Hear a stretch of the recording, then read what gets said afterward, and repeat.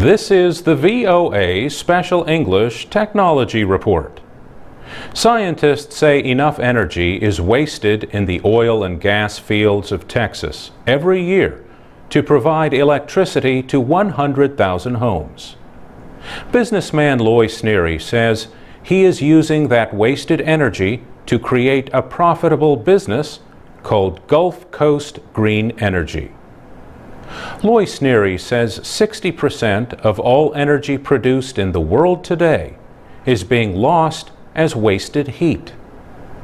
He wants to capture some of that heat from the thousands of oil and gas wells in Texas and turn it into electricity.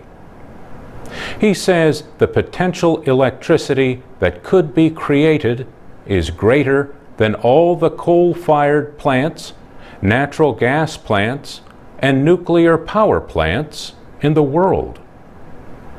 Deep underground, the earth is hot. If you drive a drill down into hard rock or shale, the drill bit gets hot. Loy Sneary uses his green machine technology to capture some of the energy that is produced when hot meets cold. The machine moves hot well water through one pipe next to one filled with a cooling fluid called refrigerant. The refrigerant boils and steam is produced. This steam is used to make electricity. In fact, Loy Sneary says much of the technology works just like a steam turbine. It is not just oil and gas wells that can provide waste heat for the green energy machine to use for electricity. The heat recycling technology can work with solar energy collectors, coal-burning power plants, and internal combustion engines. Loy Sneary says almost any industrial process that produces waste heat can produce power. Last year, Loy Sneary connected his device to the boilers at Southern Methodist University in Dallas, Texas. He used that system's waste heat to create electricity, helping to reduce the university's energy costs. Maria Richards is SMU's geothermal laboratory coordinator. She says the lab's temperature maps help Loy Sneary find hot areas near oil drilling operations. Those areas are where he can deploy his machines. The school and Gulf Coast Green Energy have worked together for several years. Maria Richards says there is a lot of heat in the Gulf Coast area. She says that made her group realize it could use that resource by working with the oil and gas wells. Loy Sneary is now negotiating with drillers in Texas and is working on a project in West Virginia. He is also looking at other states. Find transcripts, MP3s, and PDFs of our reports for e-readers at voaspecialenglish.com. For VOA Special English, I'm Mario Ritter. I'm Alex Villarreal with the VOA Special English Technology Report. Representatives from some of the world's leading broadband service providers and equipment manufacturers met in San Diego, California in December. They talked about the future of broadband and the Internet protocols that govern it. Broadband is a high data rate connection to the Internet. A group called Broadband Forum organized the meeting. It was the group's fourth meeting in 2010. The Broadband Forum has almost 200 members from around the world. They work to develop broadband network standards across the industry. Lori Adams Gonzalez is the marketing director for Broadband Forum. She says the group has been helping service providers move to the newest Internet protocol, known as IPv6. Mrs. Gonzalez says the current version of the Internet, known as IPv4, could soon run out of space. Broadband is one of the fastest growing areas of the telecommunications industry. A report from the Broadband Forum says the number of broadband subscribers reached 498 million worldwide in June. By the third week of July, it had passed 500 million. That represents 1 in 5 homes worldwide. Mrs. Gonzalez says much of the growth has come from an unexpected source: developing countries. Asia represents almost 41% of the total broadband subscriptions. More than 120 million of those subscribers are in China. The report from the Broadband Forum also looked at Internet Protocol Television, or IPTV. IPTV is one of the main developments leading the growth in broadband. IPTV uses fast broadband connections to bring television programs into homes. It normally requires a subscription and a special box on top of the television. The Forum report said IPTV subscriptions had grown to more than 38 million by the end of June. France has the highest number of IPTV subscribers at more than 9 million. China and the United States are next, with an average of more than 6 million subscribers each.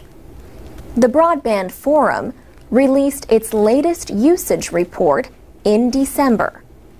There was more growth for both broadband and IPTV. For VOA Special English, I'm Alex Villarreal.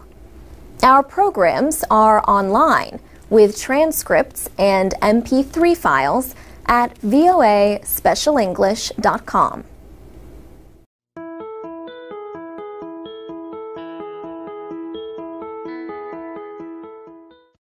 From VOA Learning English, this is the Technology Report. For years, many Western companies have sent important business services to India, where they can be done at a lower cost. This is called outsourcing, and it has brought jobs to India. Other countries have seen economic gains from outsourcing and are seeking to copy the Indian model. For example, officials in Uganda have opened an outsourcing center to train people in internet technology.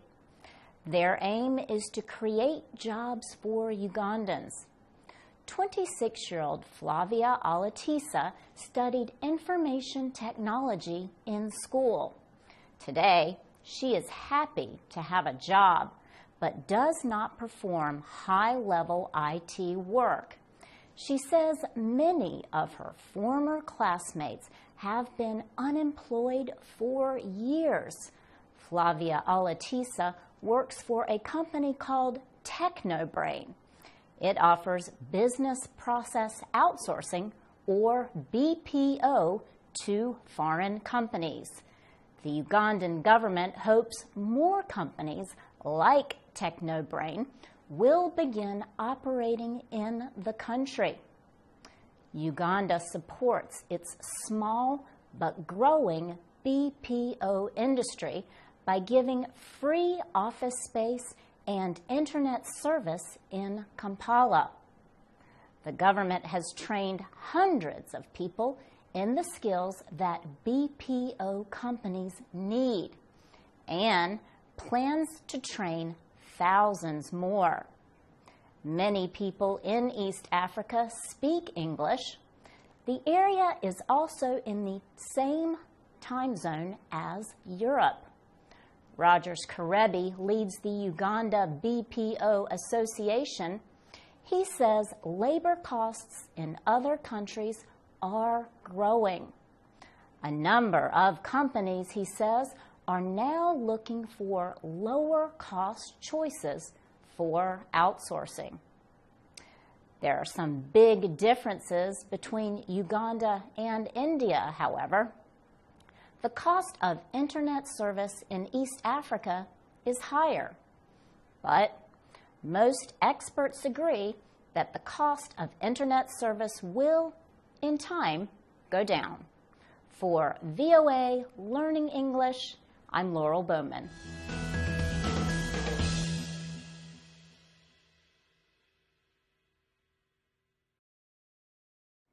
From VOA Learning English, this is the Technology Report. Movies are all about appearances. Movie fans know that the action hero in the film Superman does not really fly.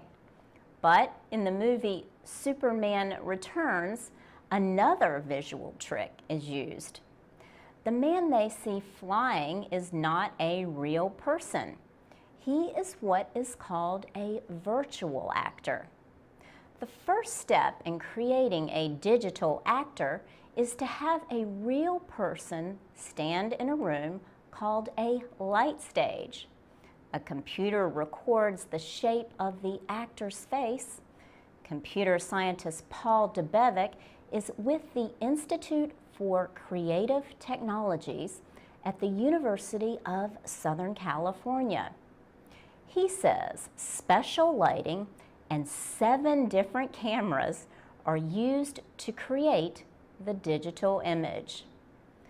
Mr. Debevic is part of a team working to create computerized images of people, objects, and environments that look and act real. The light stage permits actors to be turned into digital versions of themselves. Similar technology could appear soon. Computer experts at the Institute are developing a 3-dimension video teleconferencing system. They hope to send a 3D video image of a person to a meeting room.